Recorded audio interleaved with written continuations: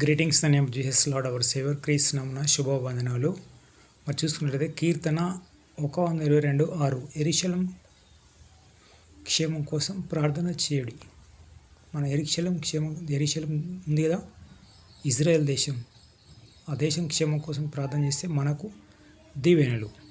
మరి ఆదికాండం 12వ అధ్యాయం చూసినట్లయితే అబ్రహాం చెప్తాడు, 3వ వచనం చూడండి, నిన్ను దీవించిన దీవిస్తా అన్నాడు. కాబట్టి మనం ఇజ్రాయెల్ సంతానం 12 గోత్రాల వాళ్ళను మనం దీవించాలి. దీవిస్తే మనకు దీవెనలు. సో ఈ క్రైస్తవ ఆత్మీయ జీవితంలో మనం దీవిస్తే దీవెనలు, శపిస్తే శాపాలు. కాబట్టి చాలామంది అక్కడ వలస వెళ్తున్నారు. అక్కడ భయంకరమైన వారు జరుగుతుంది కదా. జర్నలిస్టులు, చిన్నపిల్లలు, యవ్వనస్తులు, వృద్ధులు ఎంతోమంది కాలగర్భంలో కలిసిపోతున్నారు. అక్కడ చాలామంది అమాయకులు పాపం కష్టాల్లో, ఇబ్బందులు, ఇరుకుల్లో ఉన్నారు. ఇటు ఇజ్రాయేల్ చనిపోతున్నారు, యూదులు చనిపోతున్నారు, అందరూ అన్ని రకాల మతస్థులు చనిపోతున్నారు. సో మనం ప్రార్థన చేయాలి. పరిశుద్ధ బైబిల్ ఏముంది, ఒక యెరూషలేము దేశం క్షేమం కోసం ప్రార్థన చేయడం, కానీ ప్రపంచంలో ఏ దేశం మెన్షన్ చేయలేదు. కాబట్టి మన దేశాన్ని దీవిద్దాం. యెరూషలేము యొక్క ఎగుమతులు పెరగాలి. యెరూషలేముకు విజిటర్ సంఖ్య పెరగాలి. అక్కడ ఉన్న 12 గోత్రాలను దీవించండి. ఆ దేశం కంప్యూటర్ రంగంలో, బిజినెస్ రంగంలో, వ్యాపార రంగంలో, ఇంకా అక్కడ డ్రింకర్స్ తగ్గాలి. రకరకాల పాపాలు చేసే వాళ్ళు తగ్గాలి. దశంభావం ఇవ్వాలి. బైబిల్ చదవాలి. ఉపవాసం లేని వాళ్ళు ఉపవాసం చేయాలి. అక్కడ ఇంకా ప్రార్థన లేని వాళ్ళు ప్రార్థన చేసుకోవాలి. నినివే పట్టణస్తులు ఏం చేశారు? అందరూ ఉపవాసం చేసినప్పుడు హిజ్కియా ఏం చేశాడు? రాజు, మంత్రులు, అధిపతులు, భటులు, సామాన్య ప్రజలు, అందరూ సైన్యాధిపతులు అందరూ కలిసి ఉపవాసం చేసినప్పుడు ఏమైంది? అగ్నిగంధకాలు ఆగిపోయినాయి. ఆ విధంగా ఇజ్రాయెల్ దేశం కూడా ప్రార్థన చేయాలి. మరి ఇప్పుడు మనకు చంద్రబాబు పరిపాలన ఉన్నప్పుడు బిల్ క్లింటన్ చాలా అప్పు ఇచ్చాడు మనకు, ఆంధ్ర రాష్ట్రానికి. అప్పుడు 23 జిల్లాలు ఉండే. ఇప్పుడు తెలంగాణ, ఆంధ్ర 2 రాష్ట్రాలు ఉన్నాయి. కానీ అప్పుడు ఒకే రాష్ట్రం ఉన్నప్పుడు 23 జిల్లాలలో రోడ్ల వెడల్పు. ఇప్పుడు అక్కడ ఉంటాయి కదా survey, accidentals, car accidentals, lorry, బస్సులు అనేకమవుతుంటుండే. ఎప్పుడు చంద్రబాబు పరిపాలన కంటే ముందు. ఆ ప్రపంచ బ్యాంకు డబ్బు ఇచ్చింది కదా, అది ఎవరి డబ్బు? ఇప్పుడు రోడ్లు విస్తారమైనవి, సులువుగా వెళ్తున్నారు, యాక్సిడెంటల్స్ తగ్గిపోతున్నాయి. ఎందుకు? ఆ రోడ్లు విస్తారం కాబట్టి. ఆ రోడ్లు విస్తారం చేసే ఎవరి డబ్బు? అమెరికా డబ్బు. అమెరికా ఎవరు? ఇస్రాయేల్ 12 గోత్రాల వాళ్ళు. యాకోబు సంతానం 12 మంది కుమారులు. పాపం వాళ్ళు కట్టిన బస్ ఛార్జీలు, ట్రైన్ ఛార్జీలు, ఫ్లైట్ టికెటు, వాళ్ళు కట్టిన కరెంటు బిల్లులు, ఇంకా ఫైన్లు, వాళ్ళ పాస్పోర్ట్ రెన్యువల్స్, అవన్నీ ఇన్కమ్ అంతా ఎక్కడికి వచ్చింది?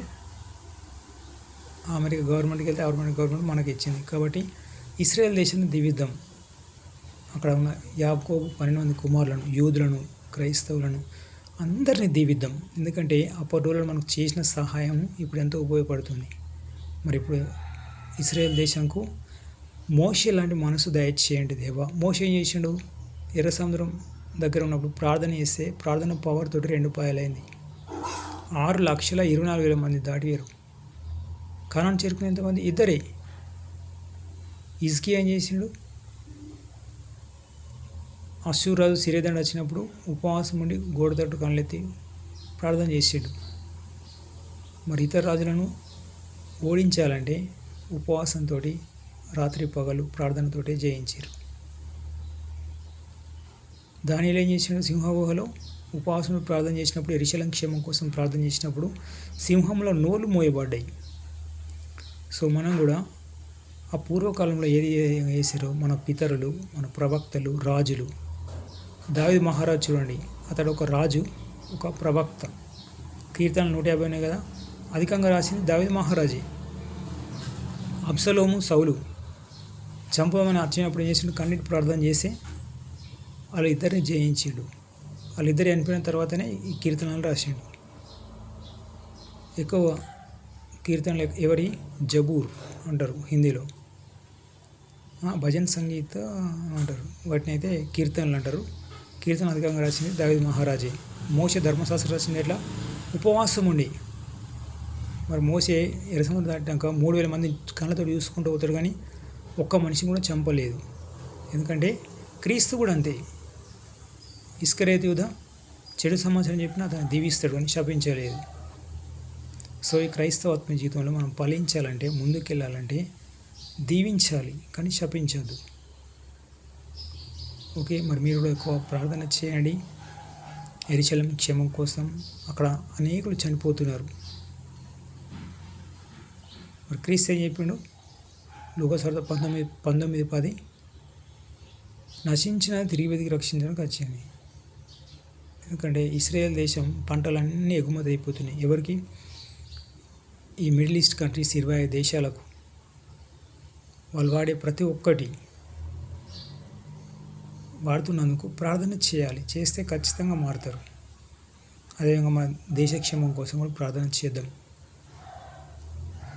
అదేవిధంగా రాష్ట్ర క్షేమం కోసం, రాష్ట్రంలో ఇంకా మనకు రైల్వేస్, రోడ్స్ ఉన్నాయి, చందుర్తి టు మధురాపేట్, ఎయిర్పోర్ట్స్, ఇంకా విజిటర్స్ రావాలి ఇతర దేశాల నుంచి, ఇతర రాష్ట్రాల నుంచి అని దీవిస్తే దీవెనలు. మనం ఉన్న కాలనీ నుంచి, జిల్లా నుంచి, మండలం నుంచి, రాష్ట్రం నుంచి, దేశం నుంచి ప్రపంచ క్షేమం కోసం ప్రార్థన చేస్తే మనకు దీవెనలు. God bless you. Have a nice day. ఎందుకంటే గలతీ పత్రిక 5:18 చెప్తే నిన్నువల్ని పొరుగుని ప్రేమించి ఉంటుంది. ధర్మశాస్త్రం అంతలో ఒక విషయం. కాబట్టి ప్రేమించాలి, ఇతరులను దీవించాలి కానీ శపించద్దు. మరి ఇశ్రాయేల్ దేశాన్ని కూడా అక్కడ ఉన్న రాజులను, అధికారులను, ఉన్నతాధికారులను వాళ్ళందరికీ ఉపవాసం నేర్పించాలి. హిజ్కియా లాంటి మనసును దయచేయండి, దానియేలు లాంటి మనసును దయచేయండి, మోషే లాంటి మనసును దయచేయండి అని మనం ప్రార్థన చేద్దాం. వాళ్ళని దీవిస్తే మనకు దీవెనలు. ఎందుకంటే వాళ్ళు మిజైల్ వేస్తారు, బాంబులు వేస్తున్నారు, చాలామంది చనిపోతారు పాపం, రక్తం అంతా కాలువలు గారుతుంది. మరి క్రీస్తు ఏం చేసిండు? ప్రేమను చూపించి రాజయ్యాడు. అదే హిట్లర్, ఇంకా అలెగ్జాండర్, ఇతర రాజులు కీడును కీడు చేత జయించి రాజులేరు. కానీ వాళ్ళ రాజ్యం ఉంది ఇప్పుడు లేదు, ఒక తరం 2 తరాల వరకు వెళ్ళిపోయింది. కానీ క్రీస్తు రాజ్యం తరతరాలు, ever lasting life, generation of generations, తరతరాలు ఉంటుంది. కాబట్టి మనం ఏం చేద్దాం? ప్రార్థన చేద్దాం. ప్రభా వాళ్ళని దీవించండి, ఉపవాసం ఉండండి. మన వాళ్ళ కోసం ఉపవాసం ఉండి మన సమయాన్ని కేటాయిస్తే దేవుడు మనకు ఇంకొక చోట మనకు దీవెనలు ఇస్తాడు. ఓకే, ప్రార్థన చేద్దాం. జిల్లా క్షేమం కోసం, మండల క్షేమం కోసం, అందరి యాజకుల క్షేమం కోసం, పరిచారకులు, అక్కడ ఇజ్రాయెల్ దేశంలో ఉన్న పాస్టర్స్, వాలంటీర్స్, మరి అక్కడ అమెరికా నుంచి బాంబులు, మిజైల్ ఇవ్వకుండా వాళ్ళు ఏం చేయాలి?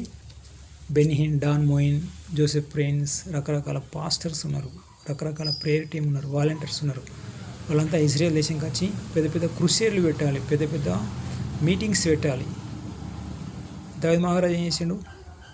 సౌలు దురాత్మ పట్టినప్పుడు పోయి సితారా వాయిస్తాడు. అతని దురాత్మ వెళ్ళిపోయి సేద తీరుస్తాడు. 1 సమూయేలు 16 చివరి వచనం. ఆ విధంగా ఇప్పుడు ఇశ్రాయేల్ దేశానికి కూడా పెద్ద పెద్ద క్రుసేడ్లు కండక్ట్ కావాలి, పెద్ద పెద్ద మీటింగ్స్ పెట్టాలి. ఆ దేశంలో ఆస్ట్రేలియా నుంచి, లండన్ నుంచి, అమెరికా నుంచి, ఇతర దేశాలు, యూరోప్ కంట్రీస్ నుంచి. ఎందుకంటే many people first shall be last. చాలామంది మొదటి వరకు కడపవారు అవుతున్నారు. అక్కడ ఉపమానం ఉంది కదా, ఒక అపవిత్రత ఒక మనిషిని తిరిగిన తర్వాత నీళ్ళ మరీ అపవిత్రం తీసుకొచ్చి దాన్ని మొదటి కడప తీసి మరీ చెడ్డదాగును. ఆ విధంగా అనేకులు మొదటి వరకు కడపవారు అవుతున్నారు. కాబట్టి మనం ప్రార్థన చేద్దాం, వాళ్ళని దీవిస్తాం. Okay, God bless you. Have a nice day. ప్రపంచ శాంతిని కోరే దేశం ప్రభువా అని వాళ్ళ దేశాన్ని దీవిద్దాం. Praise the lord.